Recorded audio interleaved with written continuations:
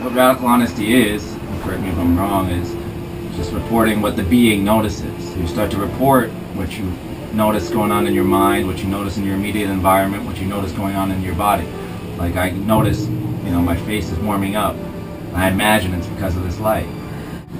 Everything you can possibly be aware of can be divided into those three parts. You can notice what's going on right now in your body. You can notice what's going on right now outside of you. And you can notice what's going through your mind right now. You notice what's going through your mind now, what's going on in your body now, what's going on outside of you right now. And that's all there is. There isn't anymore. Because your memory is all things going through your mind right now about things that are already past. And so all you have to do is report three things that you notice. What's going through your mind, what you're noticing outside of you, and what you're noticing in your body. And if you find yourself not wanting to report something, like you're sitting with your girlfriend and you say, I notice I'm getting a hard on, you can still say that.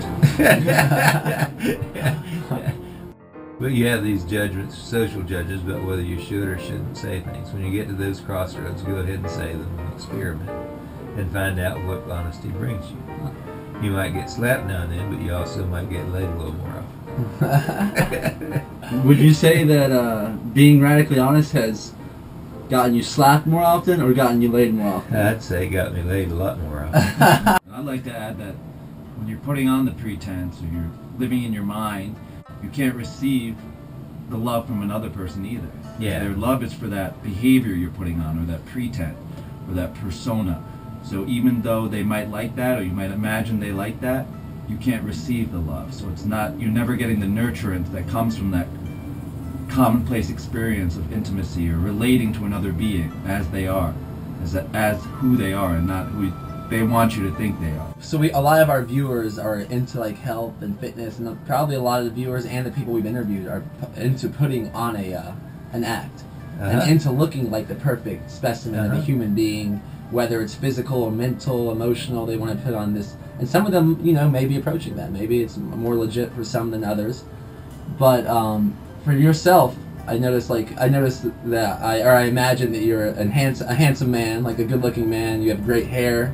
But I also imagine that you letting yourself get out of shape, and I imagine a lot of people are going to be watching this being like, why are they interviewing this guy? Here he is in 4 broken marriages, he's out of shape, and he doesn't even look that healthy to me, what they imagine to be healthy. Right, yeah. I'm the perfect, ideal person for a 71-year-old guy. This is health.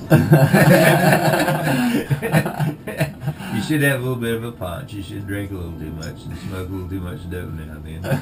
Not take perfect care of yourself. Work out now and then. Run now and then. Keep doing some aerobic exercise 4 or 5 days a week. I play golf 4 days a week, 4 or so, and I do 45 minutes aerobics 2 or 3 days a week. And I'm in pretty good shape for the shape I'm in. And I think that having an ideal to live up to is also a burden, as long as you're just shooting on yourself to get it. If you find a pathway to it that you enjoy the process, then I think it's a great thing. And I think it's very important to take care of your own physical health and well-being. And it's also something that is not to be done perfectly. Because if you do it perfectly, there's something wrong with that as far as I'm concerned. Yeah. So yeah, I mean, I imagine him to be very healthy. I also imagine him not to look like what a lot of people think the ideal specimen of health is, but super sharp, there's a good energy, it seems to be about him. It's pleasant to be around. Yeah. At 71, it's definitely pretty impressive. Very impressive. So, wait till I hit 81, we'll see. When would you say it's crossing the line when being too healthy becomes unhealthy? Well, I don't know, you know, that people who overdo the eating disorders and weight loss and exercise and get kind of like those hoarders on TV, and they're hoarding this image experience, and usually they're preoccupied with themselves in the same way you were talking about before, with their image. And so basically, if you work out so much you don't have time to relate to other people, you're probably doing a little too much. It's interesting.